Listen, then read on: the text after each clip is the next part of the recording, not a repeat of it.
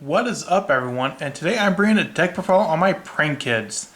Now, Prank Kids is a deck that I really like quite a lot. I really love the art, the way it plays. It's overall a deck I consider one of my favorites, and I really hope they unban Meow Meow Mew. Because without Meow Meow Mew, this deck becomes a lot more difficult to play. But I found some ways to make this deck work, and it's still a good deck. I'm not going to say it's a bad deck by any means. But without further ado, let's get right into it. First off, we play 3 of all the Prank Kids. The 3 Dropsies, the 3 Lampsies, the 3 Fancies, and the 3 Roxies.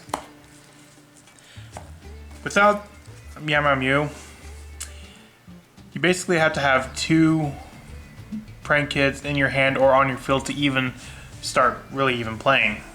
Now, the cool thing with the Prank Kids is whenever they're used as fusion or link material for a Prank Kids monster, you can summon another Prank Kids from the deck. And all of them have an effect to sort of trigger that. Like, for example, Dropsies, it's heal 1,000, then special 1. Lampsies is burn 500, then special 1. Fancies is foolish a Prank Kids card to special 1, and Roxies is banish a card from your hand, draw 1, then special Prank Kids from deck. So as long as you have 2 Prank Kids in your hand and a way to either fuse or link them away, your plays are going to be online. But without the Meow Meow Mew, it definitely becomes a lot harder to do and more glass cannon. But there are ways around it. As for other monsters you run, I run 2 King of the Swamp. King of the Swamp can be treated as like fusion substitute material, and additionally you can discard it to add a poly from deck to hand.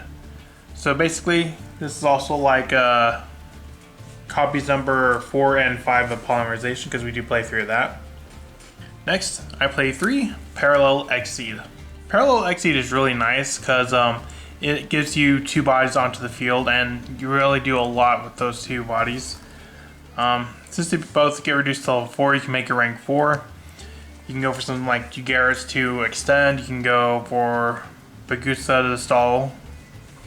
Or if you want to go for something like, example, an IP Masquerena, which is a pretty cool play in this, because let's say you fuse during your opponent's turn. Then you can... So, because when you fuse, you summon a Prank Kids from deck. Basically, you fuse, and then you summon 3 Prank Kids from your deck. Then you just use the IP to link them all the way until something like something bigger. Also run 3 copies of Nibiru. Now, Nibiru is the only hand trap I run, and that's mainly just because, well, I guess in this format, hand traps aren't really the best. It's more board breakers, but the main reason as to why I don't run many hand traps is because you need a certain hand in order to really even get playing. For example, let's see you open 1 Fancies and no other Prank Kids. You can't play at all. If you don't have 2 Prank Kids and a way to fusion summon or a way to get to either a second Prank Kids or your fusion spell, then you're very limited in what you can do. So that's why you have to run stuff like King of the Swamp, as well as other cards that can search you Prank Kids or the fusion spells. So that's why you run a lower hand trap count. Now, for example, let's say we had access to Meow Meow Mew, we could run more hand traps. We'd have that space because we won't need something like King of the Swamp or some of the other cards you will see later. Moving on to spells, I run 3 Prank Kids Place. Prank Kids Place is the field spell, and when it's activated, you can add 1 Prank Kids monster from your deck to your hand. It's also got an effect that if you fusion summon a Prank Kid fusion monster, all monsters you control gain 500, and if you link summon, you can have all monsters your opponent controls lose 500 attack. So it can increase your own and decrease your opponent's, but you're mainly just going to use it for that first effect to add a Prank Kids monster from deck to your hand. And also run the 1 copy of Terraforming, 3 copies of the fusion spell, Prank Kids Pandemonium. The unfortunate thing is, since it doesn't have fusion in the name, we can't use like other fusion search cards for it, which is really unfortunate. as the only way to search it is with the doodle-doo. As I mentioned earlier, I run 3 polymerization as well. If you open with like a polymerization and Pandemonium, that's still good because you run 2 fusions, the Rocket Ride and the Battle Butler. And the Battle Butler you're going to summon on your opponent's turn, not your own. And that's the cool thing, is like Pandemonium is a quick play spell.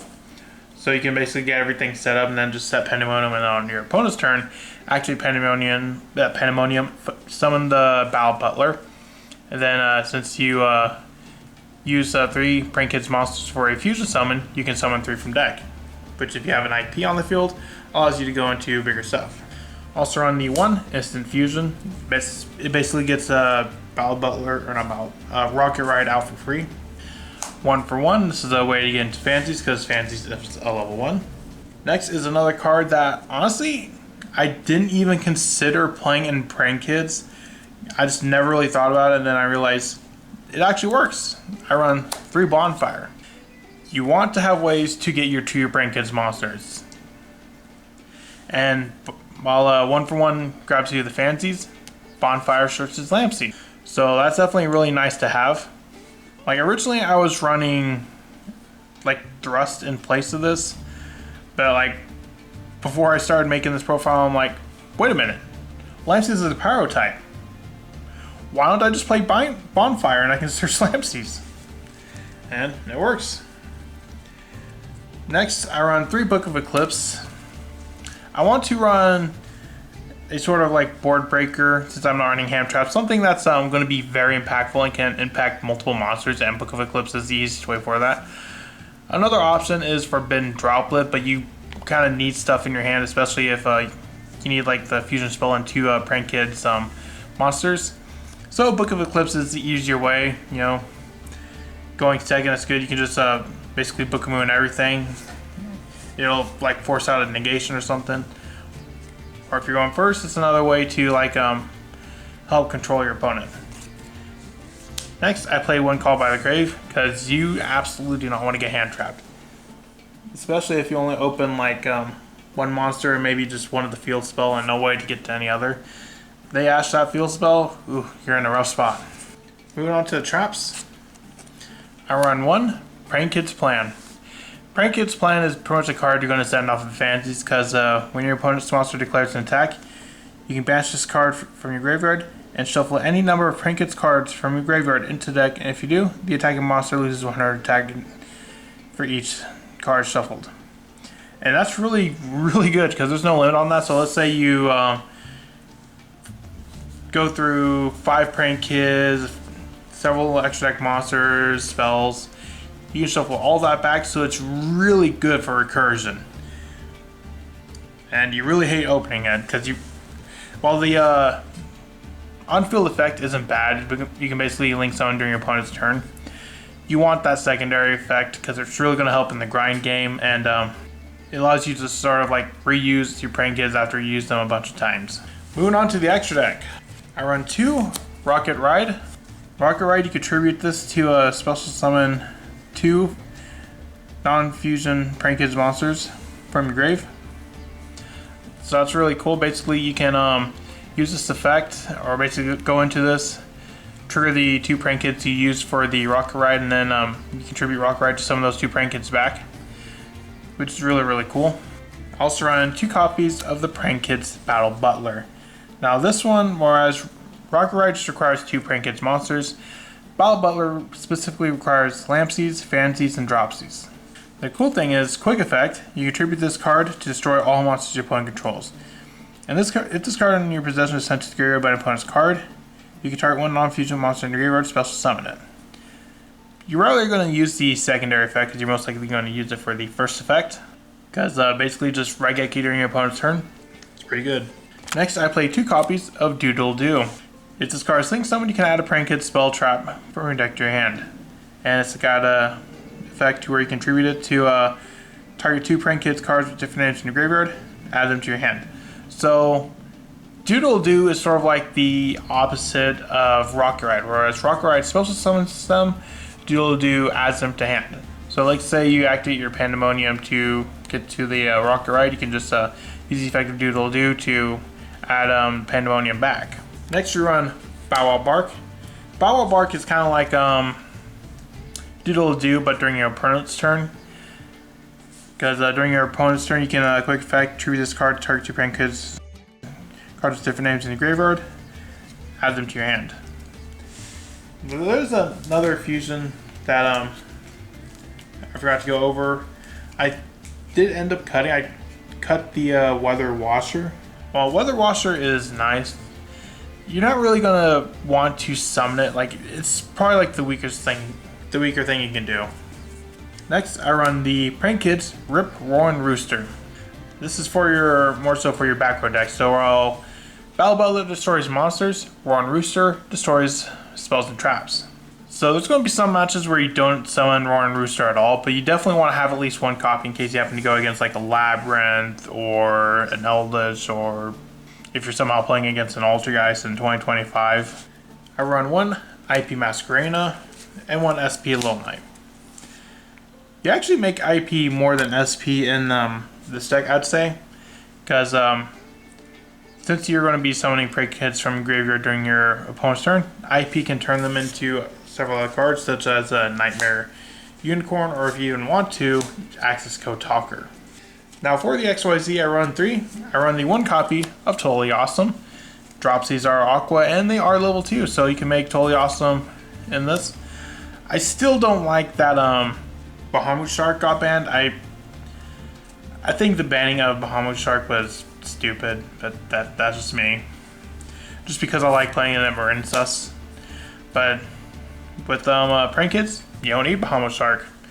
You can just summon Totally Awesome directly. Next, I play 1 Baguska. The cool thing with Baguska in this deck is how your Prank Kids can dodge it. So, Rocket Ride, tributes to activate. Battle Butler. All the Prank Kids, really, they tribute to activate their effect.